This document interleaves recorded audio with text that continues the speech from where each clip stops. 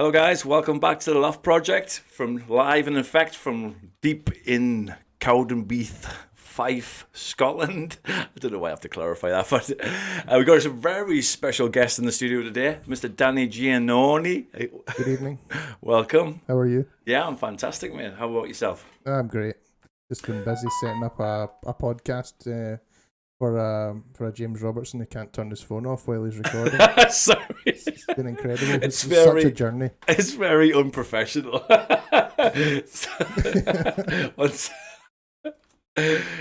that's it now. Okay, go ahead. No, it's great to have you here.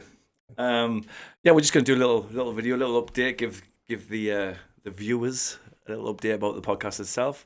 We are now, thanks to Engineer Danny here, we are now live. The studio is up and running, and we're ready to start recording. I'm obviously super excited. The podcast has been something I've wanted to do for a long time, and hopefully you guys will enjoy LOFT Project as much as us. Yeah. Well, I mean, if we're starting with a guest like me, the only way is up. So, I mean, I guess there's only really kind of one thing we can talk about at the minute: the craziness that's going on in the world. But there's something quite important to me, and that is UK government, worldwide governments talking about vaccinating children as young as, I think they're talking about 12 to 16 now, or possibly even lower, down to 5-year-olds. Yeah. For a disease or alleged virus that doesn't really even affect them. I think in the UK during the whole pandemic, I think we've had eight deaths below the age of 18, and every single one of them have had severe underlying health issues. Mm-hmm. So it's that it seems to me that the risk to our children from this virus is very, very slim, if non-existent at all. So I just don't think that it's very dangerous rhetoric and a slippery road that the UK government are even considering pushing jabs, vaccines into our children. Yourself, Danny, no long-term safety studies, no animal trials, no liability for any doctor or vaccine manufacturer. Should, God forbid, your child dies or receives lifelong injury. So what's your thoughts on that, Danny? You think, I know the answer, but what's your thoughts on UK government announcing they want to vaccinate children as young as 5, possibly 12, well, 12 to 16? Obviously, children are still under the care of their parents, so as far as I'm concerned, it should fall to the parents. The parents' obligation to the child is obviously to protect him until it's an adult. And obviously, they are obligated to do their own due diligence and figure out and find out if the pros of the vaccine outweigh the cons. Unfortunately, as you said, we're in an unknown territory. We're at a point where we don't have any long-term studies now. I've heard claims banded around that the vaccine is safe to give to pregnant women. Just by the sheer length of time, that is absolutely ludicrous. How can you make that claim? We haven't had we haven't had even long enough for a child to be born since the mother was vaccinated. So how can you make that, Yeah. So these types of claims are dangerous in my opinion.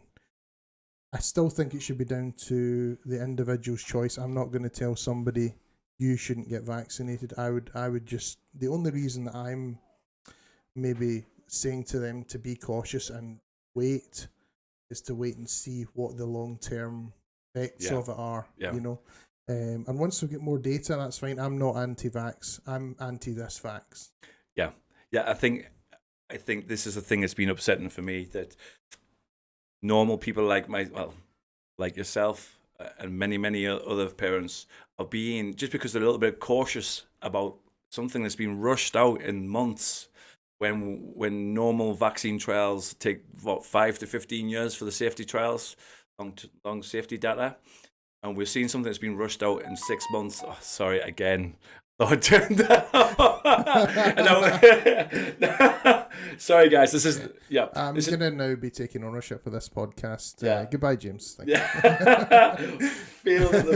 Sorry guys, this is very it's off now. Whoever that is texting. I know, jeez. Go ahead. I just think it's people like myself, like yourself, who are just hesitant, kind of They want to know more. They want more information. They want to know the long-term safety data, the risks of this. Do they outweigh the benefits? But the thing is that upsets me is that people who are like that, who are all vaccinated, fully vaccinated, have probably vaccinated all their children, just because they want to ask questions or ask logical, reasonable questions about something as like chemicals that are going to be actually injected into their body, they're being labelled anti-vaxxers. And then we both know this term's been weaponized. Well, I mean, if we look at, the media is very different to reality. If you go out in the street, you're not going to get people running you down and trying to force you to take a vaccine. I think this rhetoric is being perpetuated by the media, and they're trying to. Well, I guess what people don't really understand is they think the media is there to inform them instead of actually change the way they perceive the world. Yeah. Which is what the media actually does, And they're not there to give you information, they're there to change the way you behave and, how you formulate opinion. Yeah. And I think once you've realised that, you can then start to, make some more logical and sensible choices. Yeah. But I've tried to obviously switch off completely from mainstream media because even the most how would I say, ignorant person must be starting to question now. Yeah. Like with how, we've been hammered for 18 months. There hasn't even been a mention of Sweden recently. Yeah. There's been no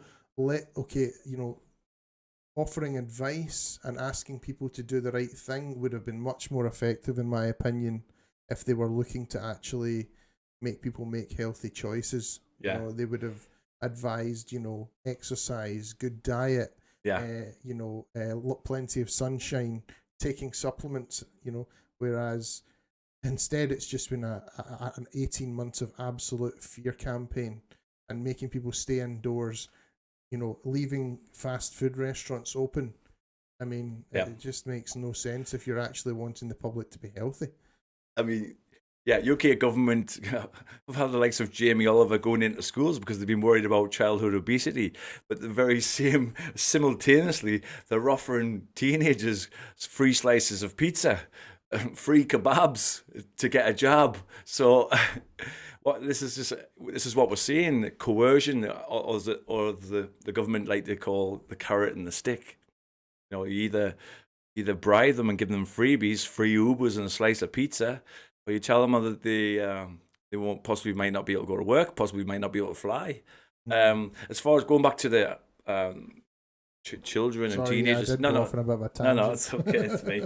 But going back to that, it's something that's very important to me, as I have an 18-year-old daughter, and she's heading off to university in September. She wants to be a midwife, so she's already worried. She's made her own decisions about she doesn't want to take it, want to take the vaccine. Based on her own she's looked at it. She doesn't listen to what I've told her. I've told her, don't listen to me. Look into it. Do your own research, your own due diligence, and make your own mind up. And she's basically told me she doesn't want to take it. But as we've seen, and what age did you say she was? Sorry? She's 18. 18, right? Okay. So they're not. I believe she's a fully grown adult. Yep. Able to make her own decisions. Yeah, true. Well, she's already going into the NHS. I believe they have. Have they mandated it? Not yet. I think they've mandated it for care home, but not for NHS stuff. I don't think so. I would need to check that. Don't right, okay. Don't quote me.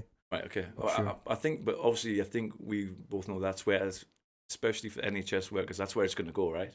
Well, yeah. You've asked them to work ridiculous hours, and obviously working through something that's been horrendous for them. We've seen images of them dancing and doing TikTok videos, but I think again that's just the media trying to incite hatred towards people who actually are some of them even sleep in the hospital because they don't have time to go home and have worked incredibly hard to keep everybody.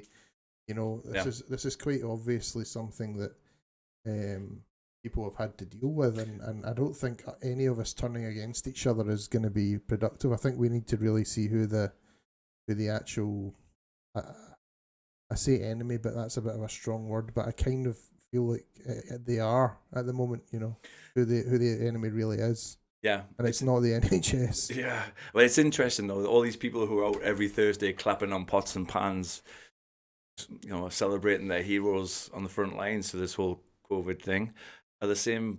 Some of the same people who are shouting that NHS staff who refuse to take the vaccine for whatever reason should be sacked. And that's for me. It's a bit of a hypocrisy, right? These are the same people who are out there clapping on pots and pans, putting rainbows up in windows, and all the hero worship that was going on for such a long time, which I never got involved in. Yeah, it's I didn't feel like that was necessary, to be honest, because it's a bit ritualistic, isn't it? I think if anybody wanted to, congratulate people for working through something like that, it would be a pay rise. Yeah, it wouldn't be clapping pots and pans and trying to pretend like everybody.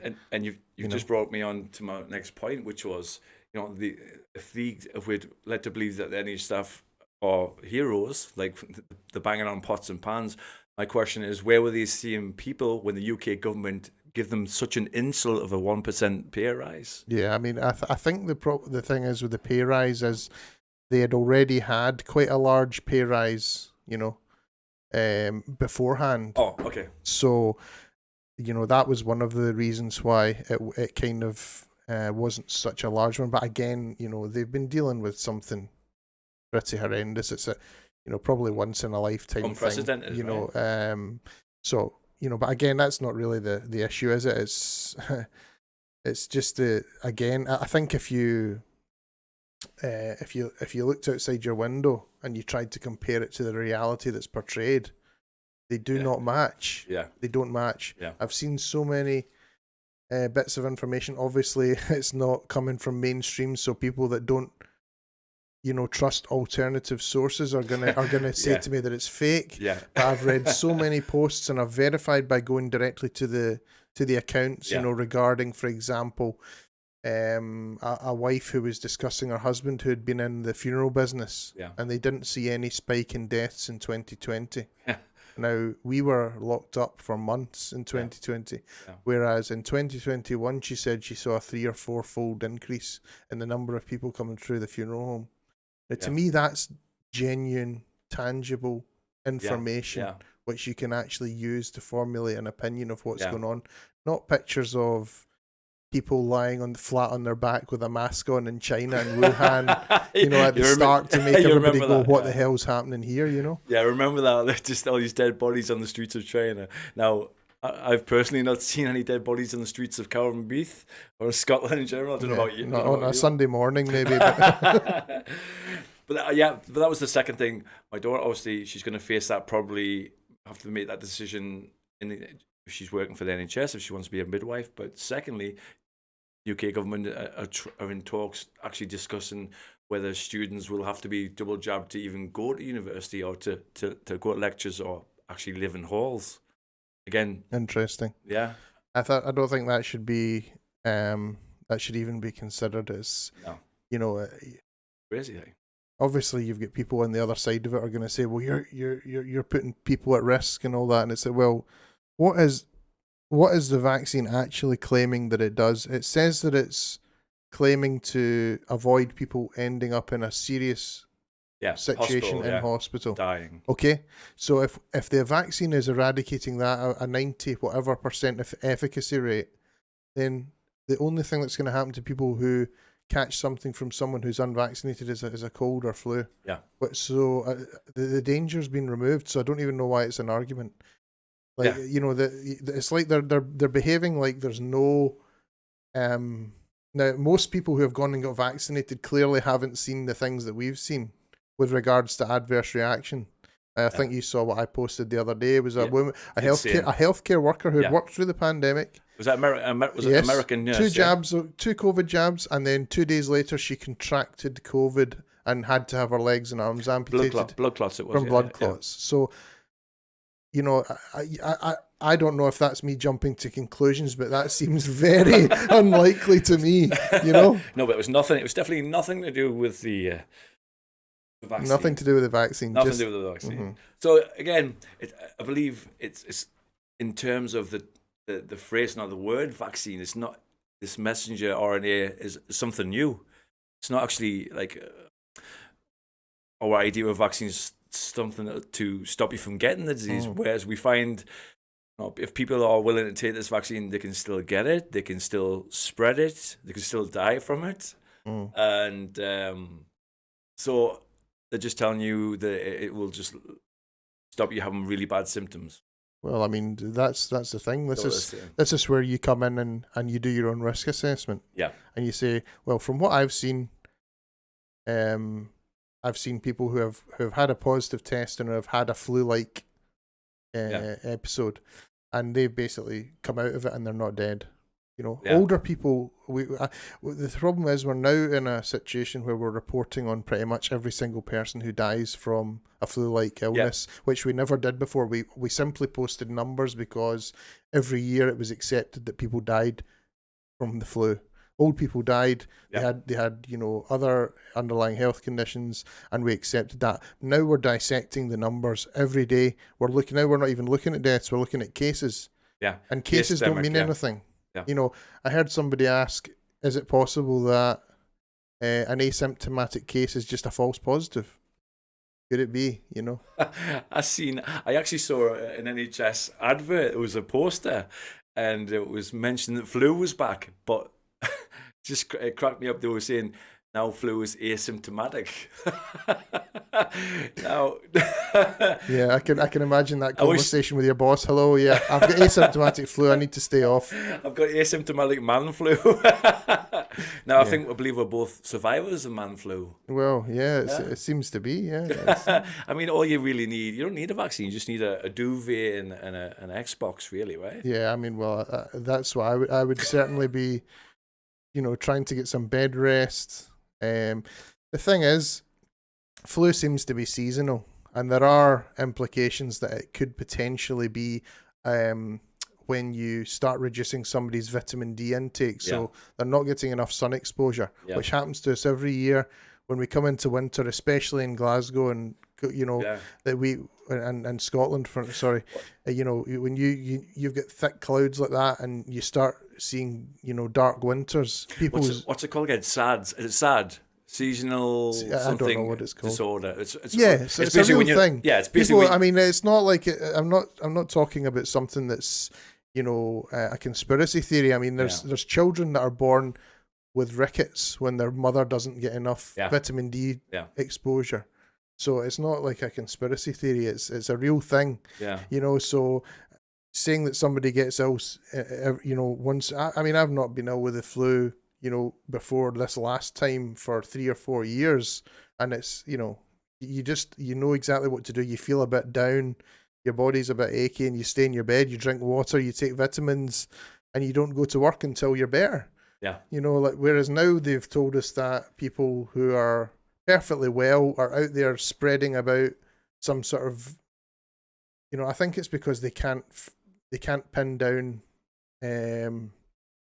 how it actually spreads, if it spreads at all, or if it's actually something that happens within. And now I'm getting into real tinfoil hat scenarios.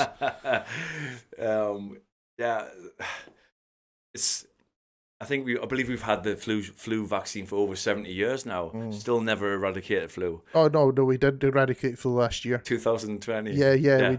We just avoided each other and put paper on our face, and the flu disappeared. For me, and this is my personal opinion, but the World Health Organization are one of the most corrupt organizations in the world. Again, this is my personal opinion only. Mm-hmm. I believe that they are big pharma. You look at the ties between the likes of the big pharma. Well, that's what they say, isn't it? Follow the money. So yeah. Again, other people might perceive this to be tin foil hat stuff, but the links between I forgot his name, the leader of the World Health Organization, Tedros. Yeah, I couldn't say, but I've seen him. Yeah, we're aware of him. Good friends with Mr. Bill Gates, Kill Gates as we call him. Kill Gates. Yeah.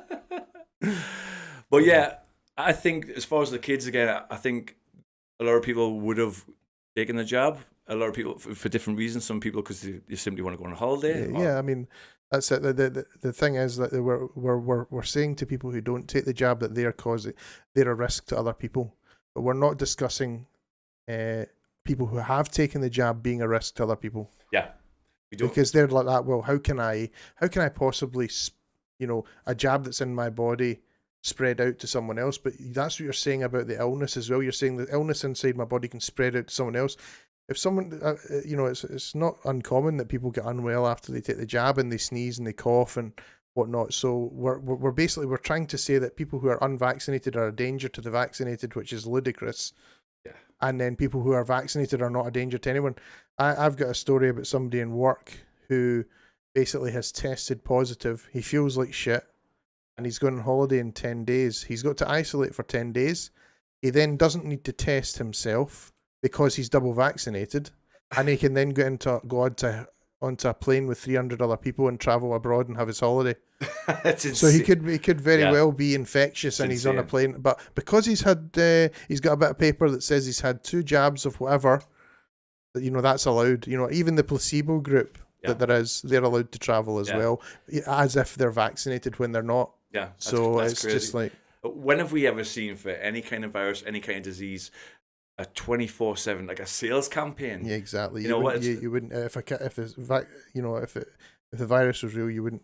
Not real, but if it was would be that self-evident. bad, it would be self-evident. It would be self-evident. It would be so obvious. Like, for a long time, it was just really pissing me off just even driving down the motorway, because you got the big signs over the motorway. It should be like, Junction 12 should be like... Yeah, traffic queue ahead. But instead, it's like, stay home, stay safe, protect lives, protect the NHS, level 3, level 5. Level 0 is still masks everywhere, so that's not level 0, is it? Yeah, and I've got to admit, it's level 1 in disguise. Yeah, I'm going to say my favourite, I'm saying favourite, but they all piss me off. There's 2 of them. The campaign was on bus stands and side of kind of shopping malls. Act like you've got it. Yeah. Brilliant. When have we ever heard anything? Act like you've got it. Cancer, act like you've got it. AIDS, act like you've got it. Anything transmissible, act like you've got it. Tuberculosis. Leprosy, act like you... I know.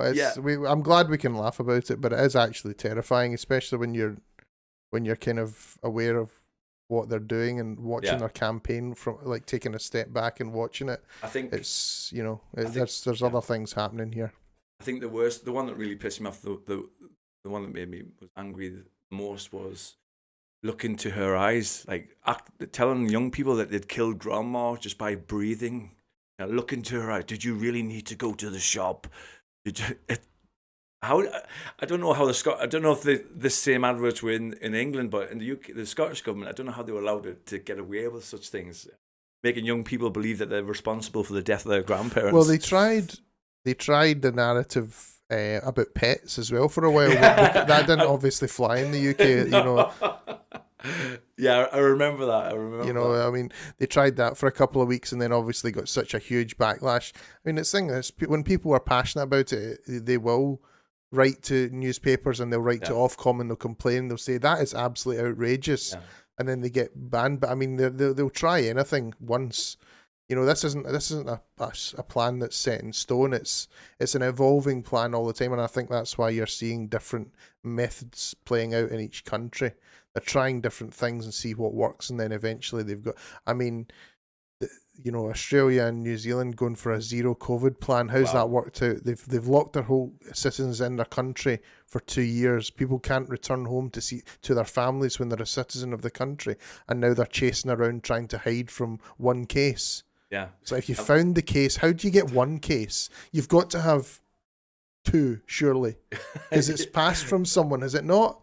So you're missing one. Yeah. So you find it.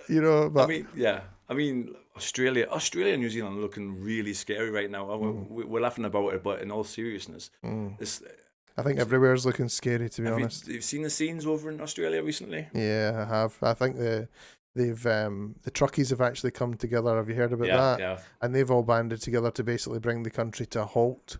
So it's now going to be a battle of wills between who starves and who doesn't. Obviously politicians will be well fed, so they're not going to buckle under that pressure, but they might buckle under the pressure of families who are struggling to feed their kids, and they're like, enough is enough. So we've seen what happened in South Africa. That was Armageddon down there. So we've seen what happened with toilet paper. and hand wash. Yeah. So The imagine Australians love collecting toilet paper. But all joking aside, imagine the same effect with food. People starting to panic over food, panic buying, shelves being empty, supermarkets not taking delivery from vans, from lorries. In 16 to 18 months, it's really scary out there. You know, I don't know what's going to happen. Well, I mean, I'm growing tomatoes on my windowsill, so I'll be fine. I've seen lots of people like. I used to watch a program called Preppers on Sky. You know, Yeah, they just the timing was just wrong. The timing was wrong, but right now they're right. I mean, you should have a big bags of lentils and things in your cupboard, and a bunker in the garden. Yeah, well, it's a bunker, I don't know, but you know, some supplies, tinned foods, things that are not perishable. You know, just in case, because if you've got kids and stuff, you really want to have options. You know what I mean? You don't want to be scrambling over people. I'm sure the supplies will get back there, but you're going to go a few days, maybe a week without, you know, so you need to kind of prepare for that, I would say. You know, one of the, what's that big cash and carry called? Is it Costco? Get down there and get yourself some extra supplies. You know what I liken it to? Like, it's like The Walking Dead, where in the end there was that, obviously we know that series that went on. Is it still on? I think it's went far too long. 1,000 series. But I found it interesting because in the end it wasn't the zombies who were dangerous. It was the people themselves. Yep. Turned on each other. So yeah, no, I mean that's the thing. Like you've gone now to a society where people are staring down each other across a paper mask, thinking that everybody's a danger to everybody else. And you know the most refreshing thing and the strangest thing to see is somebody walking into a shop without a mask. Yeah, they've now inverted reality to where someone walks in without a mask, and even me, I'm like, oof, that, you know, it kind of shocks me. Yeah. You know, you know, the whole making kids, toddlers wear masks. Like I've seen babies wearing masks and certain things. As kids, as parents are scared, aren't they? They're just so much, especially with toddlers and babies. So much of their kind of development is based on their interactions with other children, so much of human contact comes from facial expression. Yeah, I mean, exactly, and you're talking about that, but then the physiological effects as well of inhaling 10 to 20% more carbon dioxide, which turns acidic in the body, and it has all sorts of effects on organs and things. And also you're putting yourself at risk of bacterial pneumonia. Exactly. So these are things that are not discussed, and it's like all these risks that you're stacking up, you know, to try and protect yourself from something that you never caught in 18 months. I get, like, not wearing masks and not wanting vaccinated. I'm not wishing death on anyone's granny. Of course not. You know what I mean? Like, I am as compassionate as anyone can be. I think it's just people have not got, and I get it, they've not got the correct information to formulate a logical conclusion, you know, and that's why everything's so mixed up. Do you know what I mean? But slowly people are coming to the realization that actually they were scared of something, and now the government's blending COVID with the flu. They're claiming they can't even differentiate between COVID and the flu in a test, but they'll tell you that they can differentiate between COVID and 10 other variants, and they can tell you where it's come from. I mean, there's two things: the testing. When there's actual footage of Kerry. This is not you being a conspiracy theorist. No. This is you discussing actually who the inventor of the PCR test, what he actually said. Yeah. This can be found anywhere. Yeah, Professor Kerry Mullis, he actually said that this test should not be used as a diagnosis tool for infectious disease. He said he cannot tell you if you're infected or have a disease. It's an amplification. It's an amplification tool, right? So basically, they can we know that coronavirus is a family of viruses. Mm-hmm. We know that the common cold is a coronavirus, your flu.